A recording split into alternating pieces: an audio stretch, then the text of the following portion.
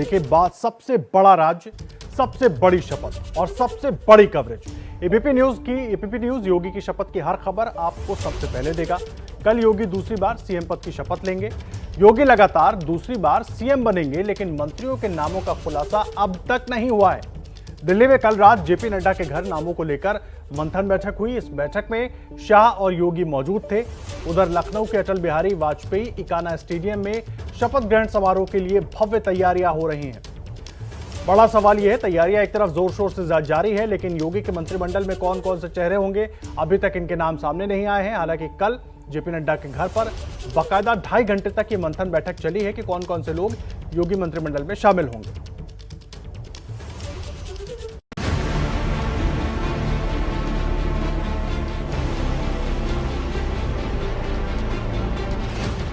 मैं आदित्यनाथ योगी ईश्वर की शपथ लेता हूं कि लखनऊ में योगी की ताजपोशी की तैयारी धूमधाम से हो रही है।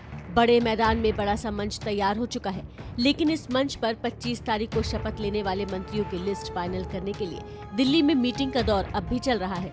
आपके स्क्रीन पर दाईं ओर की तस्वीर कल देर रात की है, जब सीएम योगी बीजेपी अध्यक्ष नड्डा से मुलाकात कर बाहर निकल रहे थे। जानकारी के मुताबिक इस मीटिंग में गृह मंत्री अमित शाह, संगठन महामंत्री बीएल संतोष भी मौजूद थे। भव्य शपथ ग्रहण समारोह में अब बस एक दिन बचा है और उससे पहले आज लखनऊ में विधानमंडल की बैठक भी होने वाली है, जहां योगी को औपचारिक तौर पर विधानमंडल का नेता चुना जाएगा, जहां बतौर पर्यवेक्षक अमित शाह भी मौजूद होंगे। और इन सब के बाद ही कल शाम 4 बजे लखनऊ के इकाना स्टेडियम में योगी 2.0 का शपथ ग्रहण होगा, जिसकी भव्य तैयारी करीब पूरी हो चुकी है। लगातार यहाँ पर स्टेडियम में आप देख सकते हैं कि तैयारियां जोरों पर हैं, कुर्सियां लगाई जा रही हैं, सारे के सारे जो इंस्ट्रूमेंट्स है, जो उपकरण है, उनका ट्रायल चल रहा है और साफ सफाई सारी चीजें चल रही हैं। ऊपर की ओर मैं अपने कैमरामैन फैसल से कहूंगा कि वो एलईडी स्क्रीन दिखाएं जो इकाना स्टेडियम में अब तक क्रिकेट के मैच को दिखाती थी, लेकिन इस वक्त आप देख सकते हैं कि गणेश जी की तस्वीर मुझे यहाँ नजर आ रही है। ये सारी की सारी जो एलईडी स्क्रीन है, इन सभी पर योगी आदित्यनाथ 2.0 कार्यकाल जो सरकार है उसके शपथ ग्रहण का सीधा प्रसारण किया जाएगा। शपथ ग्रहण समारोह में मेहमानों की हर सुविधा से लेकर सुरक्षा पुख्ता करने तक का इंतजाम किया जा रहा है। सुरक्षा के लिहाज से चाक चौबंद इंतजाम हो रहे हैं, क्योंकि यहाँ मेहमानों की लिस्ट में सबसे ऊपर प्रधानमंत्री मोदी खुद हैं। इकाना स्टेडियम के बाहर की तरफ प्रधानमंत्री के स्वागत से जुड़ी हुई होर्डिंग लगी हुई हैं। अभी थोड़ी ही देर पहले यहाँ पर सेना का हेलीकॉप्टर आया था, क्योंकि प्रधानमंत्री नरेंद्र मोदी को इकाना स्टेडियम के साथ बने हुए फुटबॉल स्टेडियम पर लैंड कराना है, तो ऐसे में जो उनके हेलीकॉप्टर्स हैं उनकी ट्रायल लैंडिंग भी कराई गई। और इस वक्त आप देखिए लगातार यहाँ पर काम जारी है, चारों तरफ लोग लगे हुए हैं अपने अपने काम को अंजाम देने के लिए। और जो शपथ ग्रहण समारोह है उसका मंच इस वक्त बेहद खूबसूरत नजर आ रहा है। और वहाँ चूंकि अतिथि बैठेंगे और 4 बजे शाम का वक्त है, ऐसे में उन्हें तकलीफ ना हो, कोई गर्मी ना हो, इसके लिए एसी का प्रबंध भी किया जा रहा है। शपथ ग्रहण समारोह के लिए उत्तर प्रदेश ही नहीं, देश के कई नामचीन हस्तियों को निमंत्रण भेजा गया है। अब एक नजर देखिए, प्रधानमंत्री मोदी, गृह मंत्री अमित शाह के अलावा योगी 2.0 के शपथ ग्रहण में कौन कौन लोग पहुंचेंगे। 12 राज्यों के मुख्यमंत्री, 5 राज्यों के उप मुख्यमंत्री, योग गुरु रामदेव, प्रमुख मठों और मंदिरों के महंत, देश के बड़े उद्योगपति, प्रदेश के सामाजिक कार्यकर्ता, धार्मिक मठ मंदिरों के साधु संत। 25 मार्च को नई सरकार के गठन से पहले प्रदेश भर में मंदिरों में पूजन होगा। साधु संतों को निमंत्रण के अलावा प्रदेश के कई लेखक, साहित्यकार, बड़े बड़े डॉक्टर, इंजीनियर भी शपथ ग्रहण समारोह में मौजूद होंगे और इन सब के बैठने के लिए भव्य इंतजाम है। स्टेडियम में 70 से 80 हजार लोग जुट सकते हैं। लोग आएंगे क्योंकि हजारों की तादाद में लोग यहाँ मौजूद होंगे। हजारों की संख्या यानी कि 70,000 तो यहाँ की कैपेसिटी, और उसके बाद जो कुर्सियाँ बढ़ाई जा रही हैं उसका आप अंदाज़ा लगा सकते हैं। बहुत सारे बीजेपी के आला नेता भी शामिल होंगे। अब वो जो तस्वीरें आप देख रहे हैं उधर हम आपको दिखा रहे हैं, वो वहाँ पर वीवीआईपी इंक्लोजर्स हैं। स्टेडियम के बाहर भी तैयारी और सजावट खूब हो रही है। एयरपोर्ट से इकाना स्टेडियम और बीजेपी ऑफिस तक विशेष रूट पर सजावट होगी। लखनऊ में 130 चौराहे सजाए जा रहे हैं। और सीधा आपको लेकर चलते हैं लखनऊ, जहां से रणबीर हमारे सहयोगी जुड़ गए हैं। रणबीर, योगी 2.0 की शपथ के लिए भव्य तैयारियां की जा रही हैं, कोई कमी न रह जाए, पूरी कोशिश इसके लिए की जा रही है। और कौन कौन मंत्रिमंडल में शामिल होगा उस पर तो बात करेंगे ही कि उस पर क्या कयास लग रहे हैं, लेकिन पहले तैयारियों को लेकर जानकारी दीजिए, कहां तक पहुंची है तैयारियां? देखिए, तैयारियां चल रही हैं, लगातार चल रही हैं और आज बड़ा दिन है। आज बीजेपी के विधानमंडल दल की बैठक होनी है, जिसमें पर्यवेक्षक के तौर पर केंद्रीय गृह मंत्री अमित शाह और सह पर्यवेक्षक रघुबर दास मौजूद होंगे और बीजेपी के सभी विधायक यहां पहुंचेंगे। ये लोक भवन है, इसी लोक भवन में ये बैठक होने वाली है, जहां पर सारे विधायक बैठेंगे और योगी आदित्यनाथ को औपचारिक तौर पर मुख्यमंत्री का चेहरा चुना जाएगा। और इस बैठक के बाद मुख्यमंत्री योगी आदित्यनाथ पहुंचेंगे राजभवन और राजभवन जा करके वो सरकार बनाने का औपचारिक दावा पेश करेंगे, क्योंकि सरकार के शपथ ग्रहण से पहले ये एक औपचारिकता है कि सरकार बनाने का दावा पेश किया जाए। चूँकि बीजेपी ने योगी आदित्यनाथ के चेहरे पर चुनाव लड़ा था, तो आज उनको चेहरा चुना जाएगा। ठीक बगल में बीजेपी का दफ्तर है, इसी लोक भवन के पास में। यहाँ भी तैयारियां हैं। आप देखिए, सुबह इस वक्त 9:15 बज रहे हैं और अभी से गाड़ियों का एक जमावड़ा शुरू हो चुका है, क्योंकि प्रदेश भर से कार्यकर्ताओं को बुलाया गया है, कहा है कि झंडे लगाकर आए और किस तरह से होर्डिंग बैनर्स यहाँ लगाए गए हैं। आप देखिए कि अमित शाह से लेकर प्रधानमंत्री नरेंद्र मोदी, मुख्यमंत्री योगी आदित्यनाथ, अनुराग ठाकुर, जेपी नड्डा, तमाम जो बीजेपी के बड़े चेहरे हैं, उन सभी चेहरों के होर्डिंग पोस्टर्स यहाँ दिखाई दे रहे हैं। ये देखिए किस तरह के बड़े बड़े होर्डिंग्स यहाँ खंभों पर लगाए गए हैं। और ये सिर्फ विधानसभा या बीजेपी दफ्तर के आसपास की बात नहीं है, बल्कि लखनऊ के 130 चौराहे हैं, एयरपोर्ट से लेकर इकाना स्टेडियम तक और बीजेपी दफ्तर तक इसी तरह की सजावट है। तो गृह मंत्री अमित शाह की मौजूदगी में आज बैठक होगी और कल तक ये लगातार 24 घंटे का जो जश्न है, ये जश्न चलता रहेगा, क्योंकि कल शाम 4 बजे शपथ होना है और सभी कार्यकर्ताओं को 24 घंटे पहले लखनऊ बुलाया गया था। और पूरे लखनऊ में ऐसी सजावट है ताकि लोग एहसास करें, 403 जो विधानसभा है वहाँ के कार्यकर्ता एहसास करें कि उनकी सरकार ने एक इतिहास रचा है और ये ऐतिहासिक क्षण है जब मुख्यमंत्री शपथ लेंगे। जी रणवीर, बहुत अहम हो जाता है। तैयारियां तो आप बता ही रहे हैं, तस्वीरें भी दिखा रहे हैं बीजेपी दफ्तर में अभी से ही किस तरह की गहमा-गहमी है। देखिए, कल भी मंथन बैठक चली यहाँ पर करीब 2.5 घंटे जेपी नड्डा के घर पर। योगी आदित्यनाथ कुछ देर में लखनऊ पहुंच भी जाएंगे। आज ही विधायक दल की बैठक होनी है, जिस तरह से आप पूरी जानकारी भी दे रहे हैं। सवाल यह है, लखनऊ में सत्ता के गलियारों में कौन से नाम है जो चर्चा में सबसे ऊपर है? देखिए, डिप्टी सीएम को लेकर सबसे ज़्यादा कयासबाजियां हैं, क्योंकि डिप्टी सीएम केशव प्रसाद मौर्य जो अपना चुनाव हार गए थे, ये सवाल है कि क्या वो डिप्टी सीएम रहेंगे या नहीं रहेंगे। दूसरे deputy CM doctor Dinesh Sharma, उनको लेकर के कयासबाजी है कि वो सरकार में रहेंगे या संगठन में जाएंगे। तमाम तरह की बातें हैं।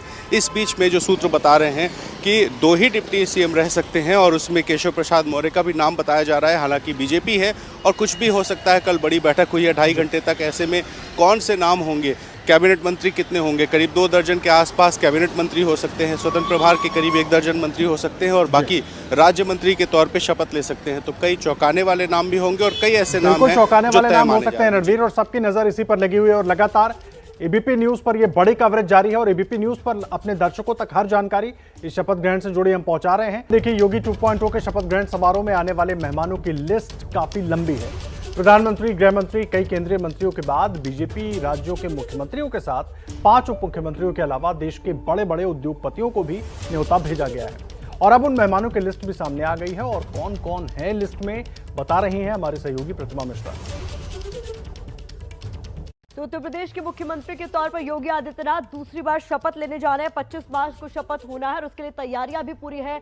योगी के शपथ ग्रहण में शामिल होने के लिए खास मेहमानों को न्योता दिया गया, जिनमें उद्योगपति शामिल है। टाटा ग्रुप की ओर से तन्मय चक्रवर्ती को न्योता भेजा गया है। माली ग्रुप से नीरज अंबानी को न्योता भेजा गया है समारोह में शामिल होने के लिए। आदित्य बिरला ग्रुप से कुमार मंगलम बिरला को न्योता भेजा गया। अडानी ग्रुप से गौतम अडानी को न्योता भेजा गया है। इसके अलावा हीरानंदानी ग्रुप से दर्शन हीरानंदानी को भी न्योता भेजा गया। साथ ही महिंद्रा ग्रुप से आनंद महिंद्रा को न्योता भेजा गया है। तो ये वो उद्योगपतियों की सूची हमने आपको दिखाई जिन्हें शपथ ग्रहण समारोह में शामिल होने के लिए कहा गया है। साथ ही आपको बता देते हैं 11 मुख्यमंत्री और 5 डिप्टी सीएम को भी न्योता भेजा गया, जिसमें मध्य प्रदेश के मुख्यमंत्री शिवराज सिंह चौहान का नाम शामिल है। मनोहर लाल खट्टर को भी न्योता भेजा गया, जो कि हरियाणा के मुख्यमंत्री है। अरुणाचल प्रदेश के सीएम पेमा खांडू को भी न्योता भेजा गया है। मणिपुर के सीएम एन बीरेन्द्र सिंह, इन्हें भी न्योता भेजा गया है कि वो शपथ ग्रहण का हिस्सा बने। जयराम ठाकुर हिमाचल प्रदेश के मुख्यमंत्री हैं, इन्हें भी न्योता भेज दिया गया है। विप्लव कुमार देव जो कि त्रिपुरा के सीएम हैं, उन्हें भी न्योता भेजा गया है कि वो शपथ ग्रहण का हिस्सा बने। प्रमोद सावंत जो कि गोवा के सीएम हैं और इस बार शपथ लेने वाले 28 मार्च को, उन्हें भी न्योता दिया गया है। हेमंत बिश्व शर्मा जो कि असम के मुख्यमंत्री हैं, उन्हें भी आमंत्रित किया गया है कि वो शपथ ग्रहण समारोह का हिस्सा बने। इसके साथ ही बसवराज बोम्मई जो कि कर्नाटक के मुख्यमंत्री हैं, उन्हें भी न्योता दे दिया गया है। गुजरात के मुख्यमंत्री भूपेंद्र पटेल भी शिरकत करेंगे क्योंकि न्योता उन्हें भी दिया गया है। पुष्कर सिंह धामी जिनका शपथ ग्रहण हो चुका है, उत्तराखंड के मुख्यमंत्री हैं, इन्हें भी शामिल होने का न्योता दिया गया है। साथ ही साथ डिप्टी सीएम की बात करें तो चोना मीन जो कि डिप्टी सीएम है अरुणाचल प्रदेश के, इन्हें न्योता भेजा गया है। जिष्णुदेव वर्मा त्रिपुरा के डिप्टी सीएम हैं, इन्हें भी न्योता भेजा गया है। तारकेश्वर प्रसाद डिप्टी सीएम बिहार, इसके साथ ही बिहार की दूसरी डिप्टी सीएम रेणु देवी को भी न्योता भेजा गया है। और साथ ही वाई पैटर्न जो कि डिप्टी सीएम है नागालैंड के, इन्हें भी योगी के मेहमान के तौर पर न्योता दिया गया है कि ये आए और योगी आदित्यनाथ के शपथ ग्रहण समारोह का हिस्सा बने। यहाँ पर हम देख रहे हैं सीसीटीवी कैमरे आ चुके हैं। कलकत्ता हाई कोर्ट के मुख्य न्यायाधीश के खंडपीठ ने कल ही बता दिया था कि सीसीटीवी कैमरे लगाने होंगे, 24 घंटे निगरानी रखनी होगी, रिकॉर्डिंग करना होगा। इसके साथ साथ जिला जज की मौजूदगी में ये सीसीटीवी कैमरे यहाँ पर लगाए जाएंगे और ये भी चश्मदीद जो है उनको कड़ी सुरक्षा मुहैया कराई जाए। आज ही 2 बजे तक एक स्टेटस रिपोर्ट मांगा है कलकत्ता हाई कोर्ट ने जो राज्य की तरफ से। और उसके साथ साथ ये भी बता दें कि ये जो मामला किया गया है कोलकाता हाई कोर्ट में, वो मुख्य न्यायाधीश की खंडपीठ ने सुओ मोटो मामला किया है। रूमा पाल, एबीपी न्यूज, रामपुर हाट। देखिए, पश्चिम बंगाल में हिंसा से हुई जो हर अपडेट लगातार हम आप तक पहुंचा रहे हैं। इस बीच बड़ा अपडेट हमारे सहयोगी आपको दिखा रही थी किस तरह से जो घटनास्थल है वहां पर हाई कोर्ट के आदेश के बाद अब चारों तरफ सीसीटीवी कैमरे लगाए जा रहे हैं ताकि लगातार निगरानी की जा सके। हाई कोर्ट ने आदेश दिया था कि पूरे घटनास्थल को कवर किया जाए सीसीटीवी के जरिए ताकि वहां पर किसी तरह से कोई छेड़छाड़ ना हो पाए। पूरे घटनास्थल पर लगातार नजर रखी जाए और उसमें किसी तरह की कोताही ना हो। हालांकि इस पूरी घटना को लेकर सियासत पश्चिम बंगाल में बहुत तेज है। ममता बनर्जी मुख्यमंत्री सबके निशाने पर हैं, लेकिन जिस तरह के बयान अभी तक उनकी तरफ से दिए गए हैं उससे इस पूरे मामले में सियासी संग्राम और ज्यादा बढ़ गया है।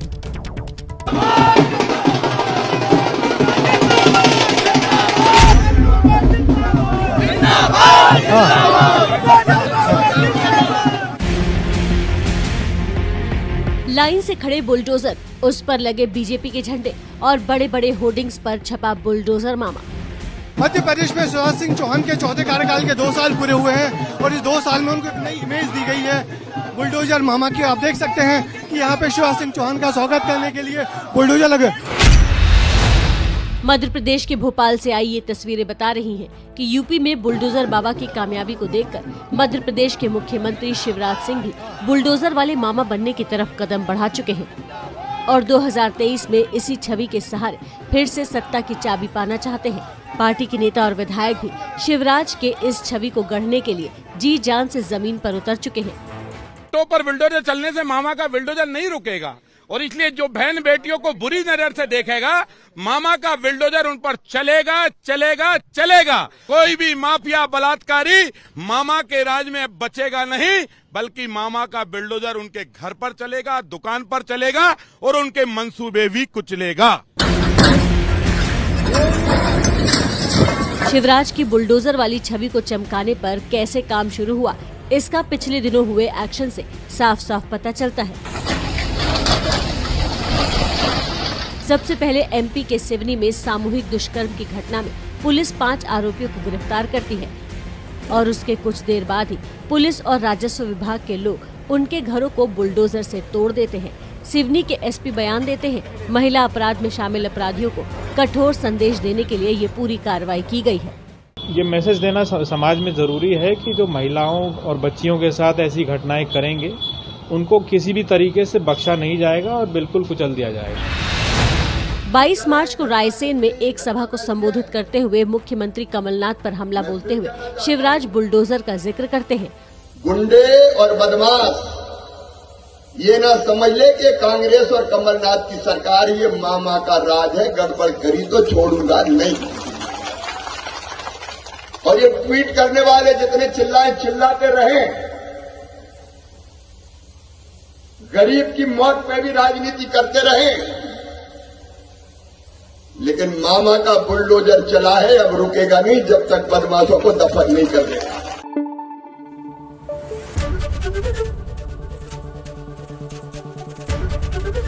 एबीपी न्यूज आपको रखे आगे।